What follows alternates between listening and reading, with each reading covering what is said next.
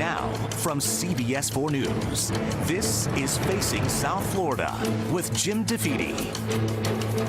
Good morning, I'm Jim DeFede, and welcome to Facing South Florida. Now, before we get started, I want to wish all the mothers out there a happy Mother's Day. And I especially want to say happy Mother's Day to my mom, Joanne, because today is also her birthday. She turns 83 today. Happy birthday, Mom. All right, back to business.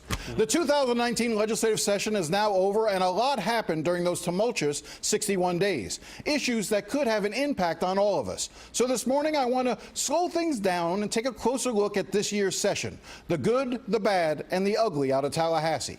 And I can't think of two people better suited to explain what happened than my two guests, Republican State Senator Ana Terry Flores and Democratic State Senator Jose Javier Rodriguez. Thank you both for coming in. Happy Mother's Day. Oh, thank you. Thank you. So let's start with just overall impressions of the session. We'll start with you, Senator Flores. What is your overall take as to how this session went? Well, I think overall, if there's one word to describe the session, is that it was cordial. We didn't have the rancorous debates that we had in previous sessions as far as infighting between both chambers. And there was a lot of issues that were covered, and there were a lot of major bills that were passed. You know, several of them certainly controversial, but I think when one looks back at this session, they'll definitely say that this was a bill when this was a session when several major changes happened across the spectrum: healthcare, education, criminal justice. Lots of big ticket items dealt with this year. And we'll get into all of those, but I want to get your big picture take on this session. Listen, there were a number of issues where we really moved the needle in a positive way. I could list them out, but I think for me, when we talk about the core things that we need to focus on, public education, you know, civil rights, healthcare, this was not a good session legislatively. There are good things that happened. We established a hemp program. Senator Flores' bill for firefighters passed. There's a number of other things that we got done for Miami-Dade.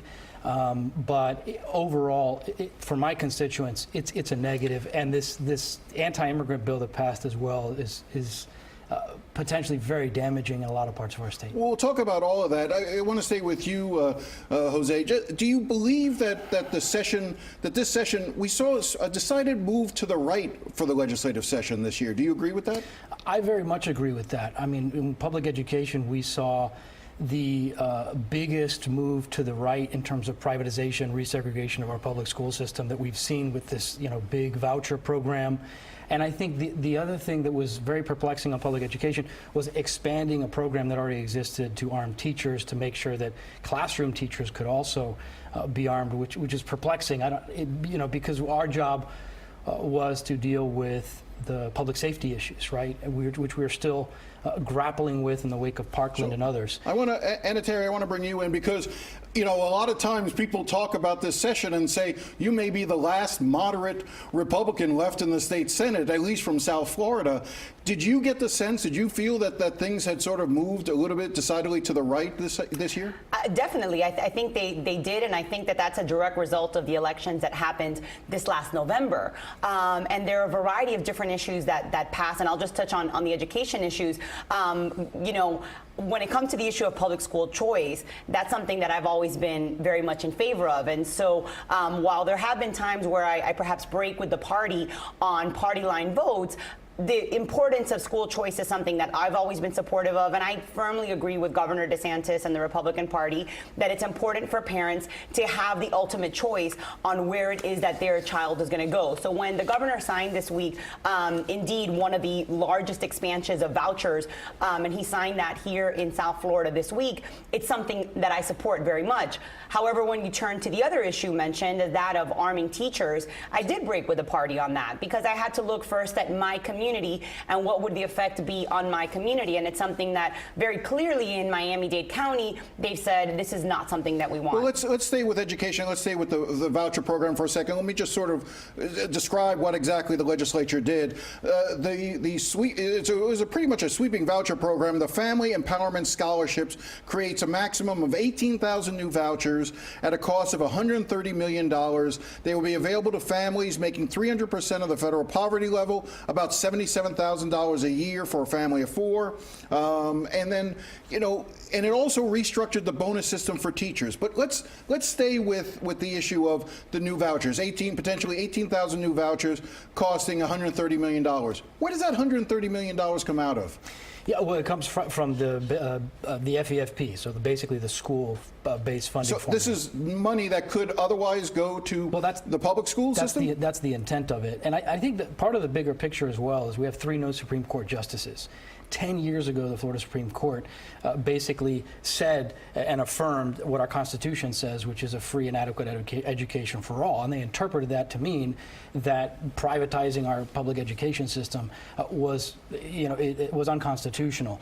And so I think we have three new Supreme Court justices. So I think that the legislature rocketing this through is really, frankly, a way to try to challenge the constitutional interpretation of a free and adequate education for all. So I want to bring you in because Governor Jeb Bush did try this during his time. It got shut down by the state Supreme Court. As he says, there is a new state Supreme Court. Jeb Bush was there when this was passed, received a rousing round of applause as if this was the final fruition of his work from years earlier. You supported this. Why? I did. Well, first of all, because I would say it's unfair to characterize that this is something that is costing the education system $130 million. That's just to put things in perspective.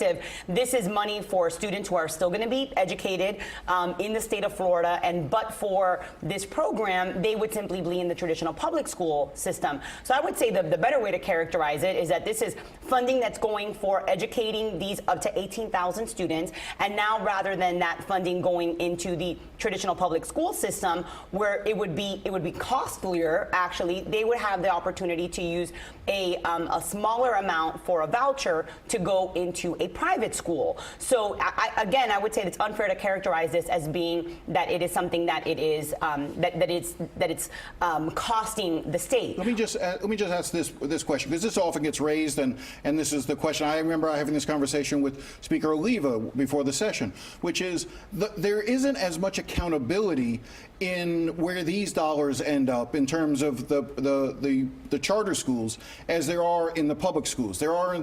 Are there, or do you believe there isn't as much accountability? Yeah, I would say that accountability takes many different forms. So accountability is not just in the form of the statewide assessment, which is something that in some of these cases, in some of these schools, the students do have to take. So in charter schools, for example, there are several charter schools where students do have to take the Florida, the FSA. And so there is that form of accountability, but there's ultimately parental accountability, which is the parent and the student understanding what is the best fit for their child.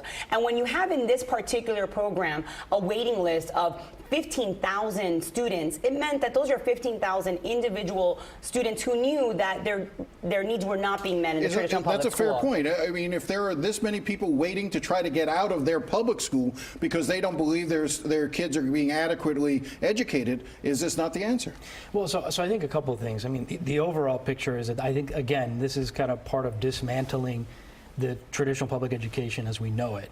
And I think that you mentioned charter schools, which I think is somewhat of a separate issue, but it goes to the same point, which is that part of what was touted as charter schools has been flipped on its head, and it's really an alternative to the public education system with lower standards. They don't have the same standards. And That's so not true. Well, we could discuss that, but I think the other piece to this is that the senator mentions the parental choice, and I think part of the challenge is the reality is no matter what someone's race or socioeconomic status is, some kids have people fighting for them, and some kids just don't, whether it's a parent or somebody, a mentor. And so I think every student, no matter if they have a very invested parent or not, deserves an adequate and fair election, excuse me, I'm thinking about Venezuela, an adequate and fair education. And what I think ends up happening here is it's a self-fulfilling prophecy. If you're dismantling public education, you have more and more parents who are trying to get out. We could clearly do the entire show on education, and maybe at some point we should. But I want to move on to some of the other big issues. Criminal justice reform was another major topic that was dealt with. We saw it in a number of different ways take itself, whether it was a discussion about how to implement Amendment 4, but there was also a criminal justice reform package itself that passed that I didn't think got as much attention as it probably deserved. served. Senator Flores, what did you think of the criminal justice reform package that sort of tried to bring down some of the sentences so that, for instance, driving without a license, the third time you get caught with that, currently it's a felony, now it's a misdemeanor, things along that line, creating more programs for re-entry for folks like that. Talk to me about this program. Well, look, I think first and foremost, it's excellent that we are having this conversation and that it really was a bipartisan conversation where you had Republicans and Democrats talking about the importance of reforming how it is that we deal with criminal justice. Because what we've seen for too long is, the simplistic thought that if you do something wrong, you're a bad guy, you go to jail, and you should be there forever, you should never come out. That I think is an incredibly flawed way of thinking for a variety of reasons. Number one, because I think there should be a focus on rehabilitation, and also there's the question of the cost that is a very real cost of having folks in jail for a very long time. So we had a criminal justice reform conversation, which I think was very beneficial. You mentioned many of the things that passed. The one thing that I would say is that unfortunately it didn't go far enough. The Senate had a much more aggressive plan that would have been a lot more like the federal First Step law. What we ended up passing was a lot less than that, and so I'm hopeful that next year when we go back, we'll take a look at this again. So one of the things that did not get passed, Senator Rodriguez, was clearly there was a move in the Senate to try to say that for nonviolent offenders, if you've done your prison time and you're doing it well, currently you can get out after serving 85% of your sentence. Yeah. This bill that did not make it, the House would not accept this, would have lowered it to 65%. Do you think that has a chance of ever passing? I absolutely do. I agree with Senator Flores. I mean, the Florida House has really been the resistance here over the years. I mean, the Senate has not been the problem on that issue or many of the components of criminal justice reform. And I think what's interesting about criminal justice reform is that from the ideological right, from the ideological left, and even from the center nowadays, there really is a coming together on trying to deal with it. From the right, largely it's because our criminal justice system is inefficient and extremely expensive. From the left, it's about how the system tears apart communities. And so I think, and there's also obviously a very clear racial element to our criminal justice policies. So we're moving in the right direction, and our colleague Senator Brandis has been moving the needle on this. And frankly, I hate to say this, but it's the political reality. We as a Senate, we took what we could get. The House was hard bargaining. They're still stuck in this sort of, as Senator Flores mentioned, the sort of lock 'em up days of the 80s and 90s. And we need to keep moving. But truthfully, the significance of this may not necessarily be the programs, although there are a lot of good programs in there, including making former felons have greater opportunities for certain occupational licenses to allow them an opportunity to earn a living.